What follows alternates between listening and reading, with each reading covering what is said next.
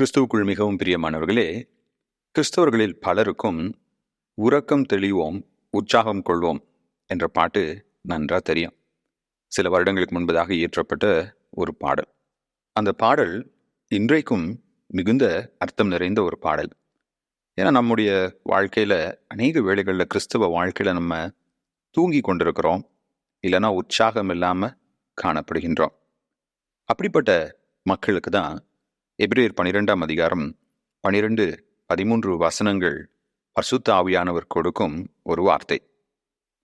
ஆகையினால் நெகிழ்ந்த கைகளையும் தளர்ந்த முழங்கால்களையும் நீங்கள் திரும்ப நிமிர்த்தி, முடமாயிருக்கிறது பிசகி போகாமல் சொஸ்தமாகும்படிக்கு உங்கள் பாதங்களுக்கு வழிகளை செவைப்படுத்துங்கள்.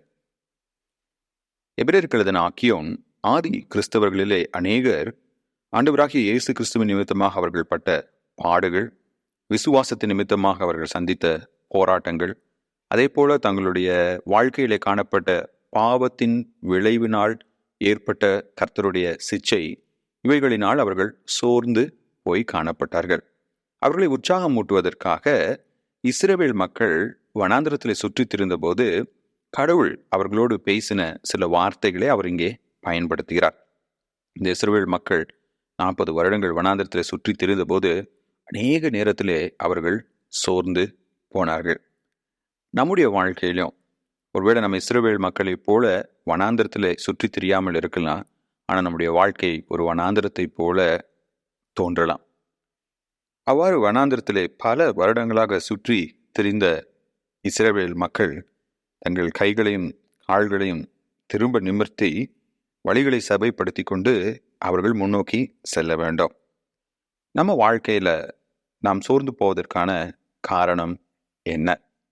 பல வேளைகளிலே நாம் கிறிஸ்தவ வாழ்க்கையில உற்சாகம் இல்லாமல் காணப்படுகின்றோம்.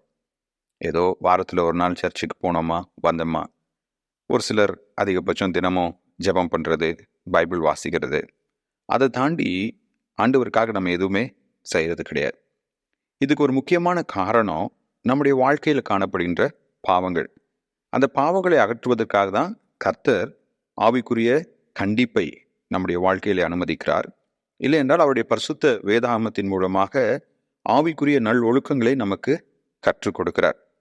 எபிரேயருக்கு எழுதின ஆக்கியோன் சொல்றாரு, எப்படி வனாந்திரத்தில் நடக்கிற ஒருத்தர் தன்னுடைய கைகளையும் கால்களையும் திடப்படுத்தி கொள்ள வேண்டுமோ, அதே போல நாம் நம்முடைய ஆத்துமாவை கர்த்தருக்குள்ளாக திடப்படுத்தி கொள்ள வேண்டும்.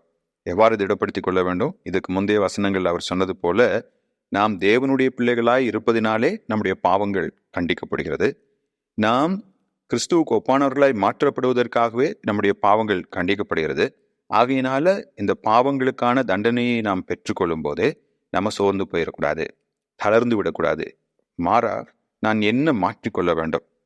அந்த வழிகளை செவைப்படுத்துங்கள் என்பது என்னுடைய வாழ்க்கையில நான் என்ன மாற்றிக்கொள்ள வேண்டும். ஒருவேளை ஒரு காட்டுக்குள்ளார நம்ம நடந்து போகும்போது முதலாவது அந்த பாதையை சரிப்படுத்தினாதான் அதன் வழியாக நாம் நடந்து செல்ல முடியும். கிறிஸ்தவ வாழ்க்கையிலும் நாம் முன்னேறி செல்ல வேண்டுமே என்றால் என்னுடைய வாழ்க்கையில் உள்ள குறைகள், என்னுடைய வாழ்க்கையில் உள்ள பாவங்கள், இவைகளை சரி செய்து கொள்ளாமல் என்னால் விசுவாசத்தில் முன்னோக்கி நடக்க முடியாது. இப்போ எபிரேயருக்கு ஆக்கியோன் நம்ம பார்த்து சொல்றாரு, நீங்க எதை மாற்றிக்கொள்ள வேண்டும்? உங்க விசுவாச வாழ்க்கையை முடமாக்கி உற்சாகமின்மையாக்கி இருக்கிற காரியம் என்ன? உறக்கம் தெளிவோம், தூக்கத்திலிருந்து எந்திரிங்க, யோசிச்சு பாருங்க, எங்க நான் கடவுளுக்கு விரோதமாக பாவம் செய்கின்றேன், எது என்னுடைய ஆவிக்குரிய ஓட்டத்தை தடுத்து நிற்கிறது என்று யோசித்து அவைகளை விட்டுவிட்டு இயேசுவை நோக்கி ஓடுங்கள் என்று அவர் சொல்கிறார். இந்த இயேசுவை நோக்கி அவர் மீது நம்முடைய கண்களை பதிய வைத்து முன்னோக்கி நடக்க கர்த்தர் தாமே நமக்கு கிருபை பாராட்டுவாராக. ஆமேன்.